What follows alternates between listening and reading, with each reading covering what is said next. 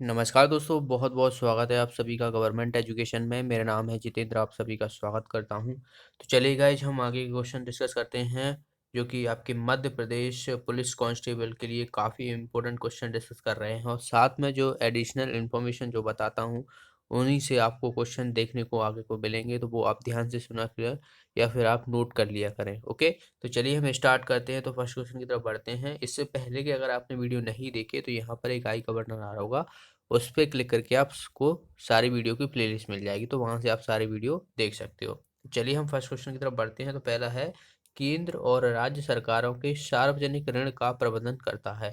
यानी जो केंद्र सरकार सेंट्रल गवर्नमेंट होती है और स्टेट गवर्नमेंट होती है, अगर उनको ऋण चाहिए होता है तो वो कौन देता है? तो इसका आंसर हो जाएगा RBI, reserve bank of India जो है इसके द्वारा दिया जाता है। और रिजर्व बैंक की जो इस्टेब्लिश्ड हुआ था, स्थापना हुई थी, वो हुई थी 1 अप्रैल। ठीक है, डेट याद रखना है 1 अप्रैल, और 1935 ईयर भी याद रखना है। ठीक है, कहाँ पर हुई थी? कोलकाता में हुई थी, मुंबई में नहीं हुई थी। इसका हेडक्वार्टर जो है वो मुंबई में है, और इसकी स्थापना कोलकाता में हुई थी। किस एक्ट के तहत? आरबीआई एक्ट 1934 के तहत। ठीक है, आरबीआई एक्ट 1934 आया था, और 1 अप्रैल 1935 को जो है वो इस्टेब्लिश किया गया था कोलकाता में। अभी जो गवर्नर हैं इसके करंट के, वो शक्तिकांत दास है। और पहले जो गवर्नर थे सी डी देशमुख थे। तो पहले आपको याद रखना है, पहले गवर्नर आरबीआई के सी डी देशमुख, और अभी के जो गवर्नर हैं वो शक्तिकांत दास है। ओके, याद रखना है। और जो 1 रुपए का सिक्का होता है वो कौन? वित्त मंत्रालय जारी करता है। और बाकी के जितने भी बचे हुए जो नोट होते हैं, 5 रुपए, 10 रुपए, 50, 100, तो वो कौन करता है? इशू आरबीआई करता है। तो ये भी याद रखना है आपको। अगले क्वेश्चन की तरफ बढ़ते हैं। हर 2 साल में सेनावृत्ति होने वाले राज्यसभा सदस्यों का अनुपात है। अनुपात पूछ रहे हैं, या परसेंटेज यहाँ पे दिया हुआ है। आप आपसे पूछा जा सकता है कि कितने जो है वो सदस्यों की जो है वो सेनावृत्ति हो जाती है, रिटायरमेंट हो जाती है। तो हर 2 साल में जो है वो 1/3 सदस्यों की जो है वो बात की जाए तो रिटायरमेंट हो जाते हैं। यानी 1/3, अगर इसको हम परसेंटेज में देखे जाए तो 33% होता है। तो 33% जो है इसका आंसर हो जाएगा। राज्यसभा के बारे में हम जान लेते हैं। राज्यसभा को जो है वो अपर हाउस कहा जाता है। ठीक है, यानी उच्च सदन कहते हैं। ये कभी भी भंग नहीं किया जा सकता, इसे स्थायी जो है वो सदन रहता है, ये याद रखना है आपको। और इसमें जो 250 जो है अधिकतम संख्या है सदस्यों की, वही हम बात करें अभी करंट में कितनी है? 245 है। इसमें से 12 सदस्य जो है वो कौन गवर्नर जो प्रेसिडेंट होता है वो जो है वो नॉमिनेट करता है 12 सदस्यों को। ठीक है, इसे कभी भंग नहीं किया जाता, इंपॉर्टेंट है, याद रखना है। इसके सदस्यों का कार्यकाल जो रहता है वो 6 वर्ष रहता है, याद रखना है, 6 वर्ष रहता है सदस्यों का कार्यकाल। राज्यसभा जो है वो कभी भंग नहीं की जा सकती, तो इसका कोई राज्यसभा का कोई भी कार्यकाल नहीं होता। जैसे लोकसभा का कार्यकाल कितना होता है? 5 वर्ष होता है।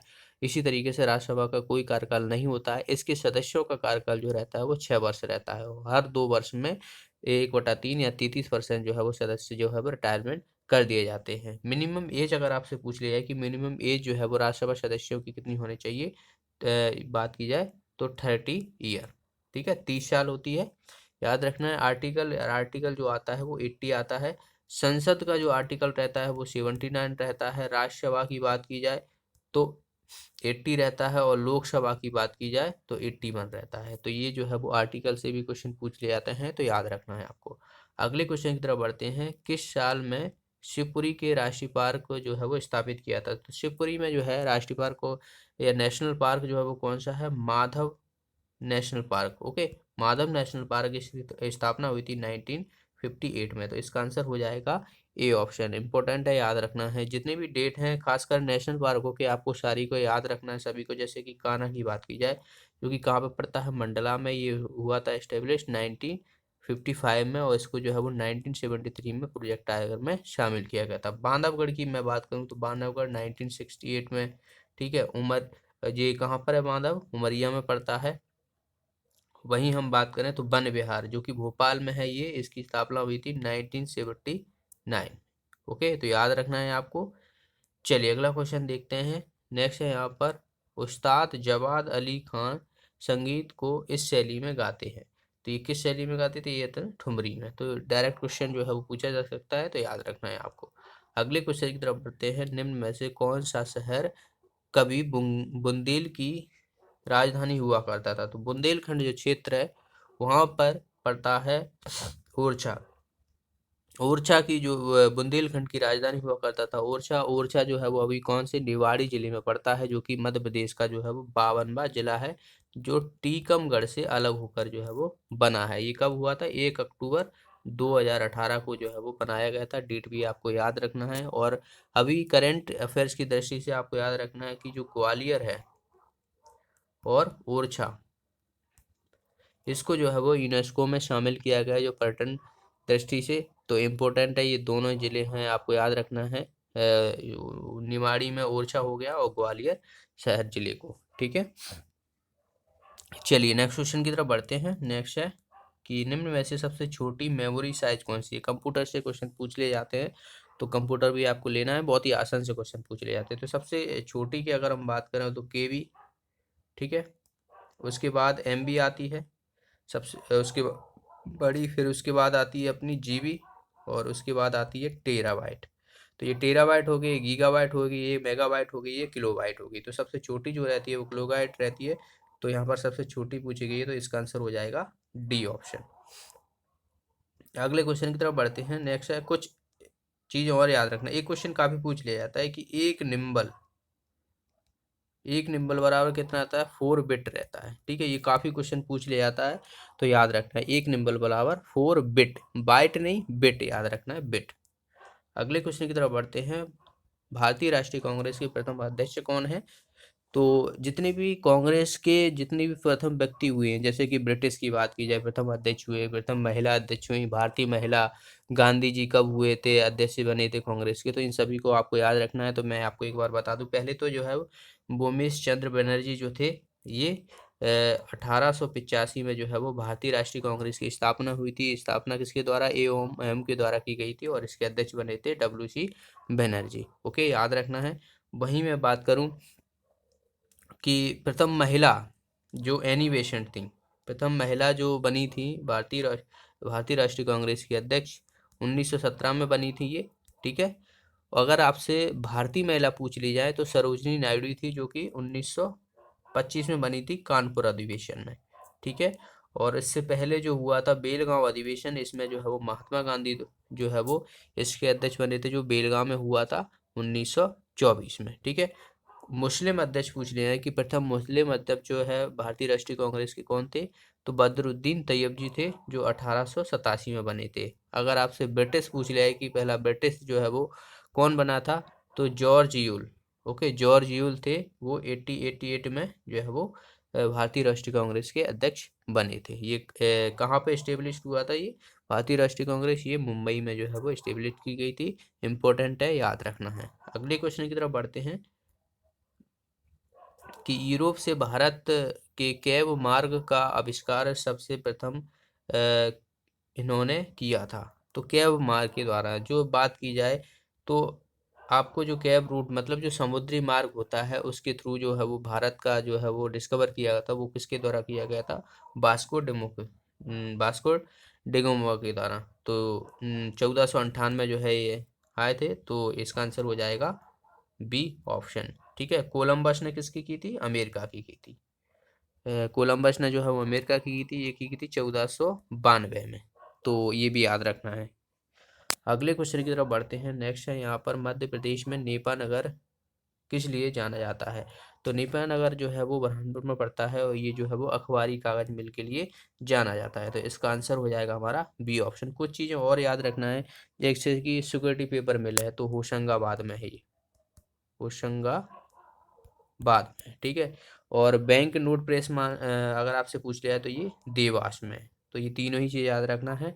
अखबारी बात की जाए कागज़ की, तो ये नेपा नगर हो गया, और जो सिक्योरिटी पेपर मिल है ये होशंगाबाद में हो गया, और बैंक नोट जो प्रेस है वो कहाँ पर है? देवास में है, ठीक है। इंपॉर्टेंट है, याद रखना है। अगले क्वेश्चन की तरफ बढ़ते हैं। किस साल में भारत ने क्योटो प्रोटोकॉल पर हस्ताक्षर किए थे?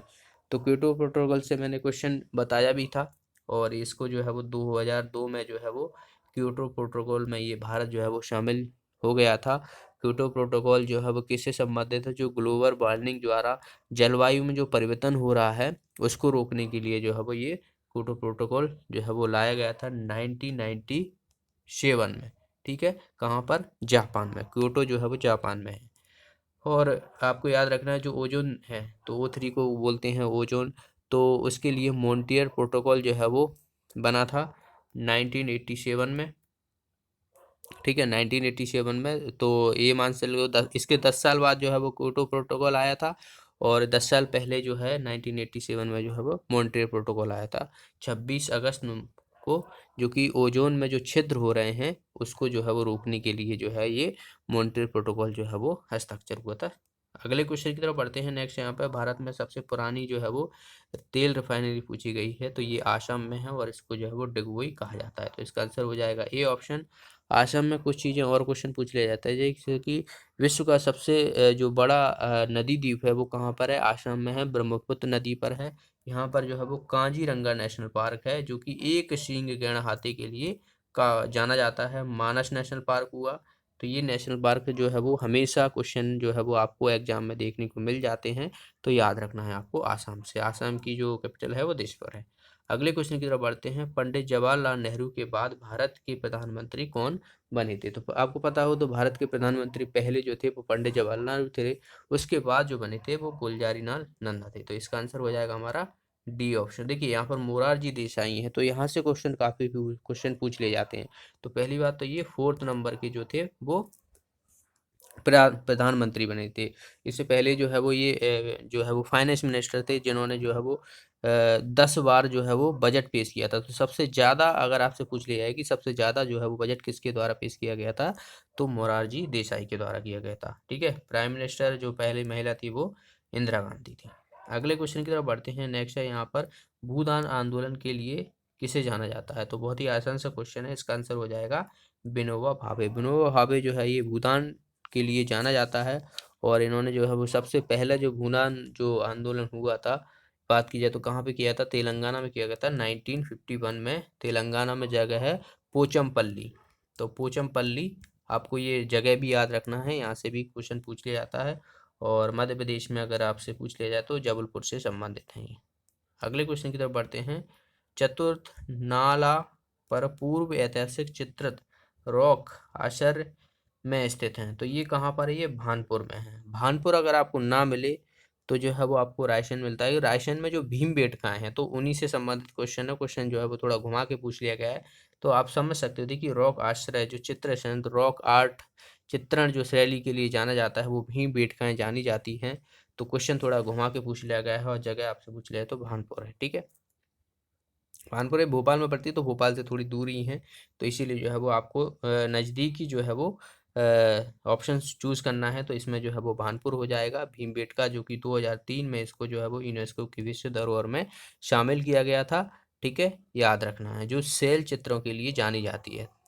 अगले क्वेश्चन की तरफ बढ़ते हैं। भारत के महिला आयोग की पहली अध्यक्ष कौन थी? तो भारत की पहली महिला आयोग थी जयंती पटनायक। तो इसका आंसर हो जाएगा सी ऑप्शन। तो जितना भी लूसेंट में जो विवध दिया हुआ है, पीछे दिया हुआ है कौन से फर्स्ट महिला, कौन सी फर्स्ट पुरुष जो है बाकी चीज़ें हुई, तो उन सबको आपको याद कर लेना है, वहाँ से क्वेश्चन पूछ लिए जाते हैं, पूछे ही जाते हैं। अगले क्वेश्चन की तरफ बढ़ते हैं। छत्तीसगढ़ राज्य को मध्य प्रदेश से विभाजित किया गया था, तो ये कब किया गया था?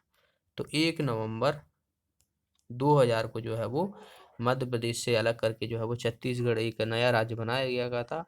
और जो है वो 16 जिले जो है वो छत्तीसगढ़ में चले गए थे। 61 जिले थे, उसमें से 16 जिले जो है वो छत्तीसगढ़ में चले गए थे। अभी एमपी में कितने जिले हैं? 52 हैं, याद रखना है।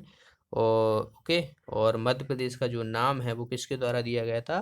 पंडित जवाहरलाल नेहरू के द्वारा जो है वो रखा गया था। नेक्स्ट है यहाँ पर अमीबा के अलावा एकल कोशिका का एक ऐसा उदाहरण जो अपना आकार बदल देता है, तो बदल सकता है। तो देखिए, जो सेल रहते हैं वो जो अस्टिस का जो सेल रहता है वो आकार नहीं बदल सकता है। नर्वस सिस्टम हुआ ये भी, और मसल सेल्स हुए। इसका आंसर हो जाएगा हमारा बी ऑप्शन। जो वाइट ब्लड सेल होते हैं ये आकार बदलते हैं, इनका कोई आकार फिक्स नहीं रहता है।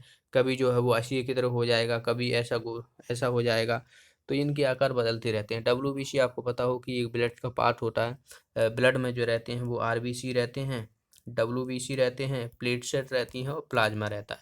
तो जो प्लाज्मा रहता है वो 55% रहता है, और बाकी ये WBC, RBC और प्लेटलेट्स रहती हैं 45% रहती हैं। प्लाज्मा में जो है 90% तक जो है वो पानी रहता है। अब यहाँ पर WBC की बात हुई है तो WBC के बारे में कुछ चीज़ें बताना चाहूँगा कि इसका जो कार्यकाल, जो दैनिक लाइफ जीवन जो रहता है वो 2 से 4 दिन रहता है। ठीक है, याद रखना है। बीमारियों से लड़ने के लिए जो हम मदद करती है WBC। RBC और WBC का जो रेशियो रहता है 600/1 रहता है, यानी जो RBC रहती है वो ज़्यादा संख्या में रहती हैं। ठीक है, इसमें हीमोग्लोबिन नहीं होता है तो इसीलिए जो है वो ये कलरलेस रहता है। आपको अगर क्वेश्चन पूछ लिया जाए कि जो है वो WBC कलरलेस क्यों होता है, तो इसमें जो है वो हीमोग्लोबिन नहीं होता। RBC में रहता है, इसीलिए जो है वो लाल कलर का रहता है। और इसकी निर्माण जो है वो बोन मैरो में होता है, अस्थि मज्जा कहते हैं जिसे, बोन मैरो में होता है। इसमें जो है वो न्यूक्लियस जो है वो प्रेजेंट रहता है, तो याद रखना है आपको। और इसमें WBC में अगर आपसे पूछ लिया है कि WBC में अलग अलग टाइप होते हैं, जैसे मोनोसाइट हुआ, लिम्फोसाइट हुआ, वेसोफिल हुआ, न्यूट्रोफिल हुआ। तो इसमें WBC में अगर आपसे पूछ लिया है कि WBC में सबसे जो कम जो रहता है वो बेसोफिल रहता है, तो बेसोफिल WBC जो रहती है वो सबसे कम रहती है। सबसे ज़्यादा पूछ लिया है तो न्यूट्रोफिल्स रहती है। ठीक है, अगर आपसे पूछ लिया है कि सबसे बड़ा जो WBC होता है वो कौन सा रहता है, तो मोनोसाइट रहता है। और सबसे छोटा पूछ लिया है तो लिम्फोसाइट रहता है, लिम्फोसाइट। ठीक है, तो लिम्फो से लो करके याद रख सकते हो। ठीक है, और मोनो से मैक्सिमम याद रख सकते हो, तो मैक्सिमम मतलब बढ़ा करके ऐसे याद रख सकते हो। बाकी आपको सबसे कम जो है वो बेसोफिल होते हैं और न्यूट्रोफिल्स जो रहते हैं वो सबसे ज़्यादा रहते हैं, तो ऐसे याद रख सकते हो। WBC की कमी से कौन सा रोग होता है? WBC की कमी से जो रहता है वो होता है ल्यूकोपीनिया। ठीक है, अगर WBC ज़्यादा हो जाते हैं तो लूकेमिया हो जाता है। ठीक है, दोनों ही क्वेश्चन में देखिए, दोनों क्वेश्चन में थोड़ा कन्फ्यूजन हो जाते हैं लोगों का। अगर आपसे कहा जाए कि WBC की कमी में जो रोग होता है वो होता है ल्यूकोपीनिया। ठीक है, अगर WBC ज़्यादा हो जाती है, संख्या WBC की ज़्यादा बढ़ जाती है, तो वो हो जाता है ल्यूकेमिया। ठीक है, तो ये पीनिया है, ये ल्यूकेमिया है, तो दोनों ही याद रखना है आपको। चलिए अगला क्वेश्चन देखते हैं। किण्वन एक प्रकार है, तो किण्वन क्या रहता है? जो शक्कर रहती है उससे जो है वो एल्कोहल का निर्माण होता है या एल्कोहल में परिवर्तन कर दिया जाता है, तो इसका आंसर हो जाएगा हमारा बी ऑप्शन। नेक्स्ट क्वेश्चन की तरफ बढ़ते हैं। नेक्स्ट यहाँ पर शुक्राणु उत्पादित करने वाला नर जननांग क्या होता है? तो टेस्टिस जो रहता है, जिसे हम वृषण बोलते हैं, तो वहां से जो है वो अपने स्पर्म जनरेट होते हैं, उत्पादित होते हैं, तो इसका आंसर हो जाएगा हमारा बी ऑप्शन। अगला क्वेश्चन है, अम्ल वर्षा निम्न में से किसकी वृद्धि का परिणाम है? तो अम्ल वर्षा जो एसिड रेन होती है वो किसकी परिणाम होती है? तो ये होती है SO2 और NO2, दोनों ही आपको याद रखना है इन ईयर में। इसकी वजह से जो है वो एसिड रेन जो है वृद्धि हो जाती है, तो इसका आंसर हो जाएगा हमारा सी ऑप्शन। ओके, तो ये थे 20 क्वेश्चन। आई होप आपको वीडियो अच्छा लगा होगा। और जो भी एक्स्ट्रा इन्फॉर्मेशन बताता हूँ तो उसे आप ध्यान से सुन लिया करें। अगर आपको कोई भी चीज़ ना याद हो तो इसे आप लिख लिया करें, काफ़ी हेल्पफुल रहेंगी। यहीं से आपसे क्वेश्चन पूछे जाएंगे, ज़्यादा कुछ आपसे एक्स्ट्रा नहीं पूछा जाता है।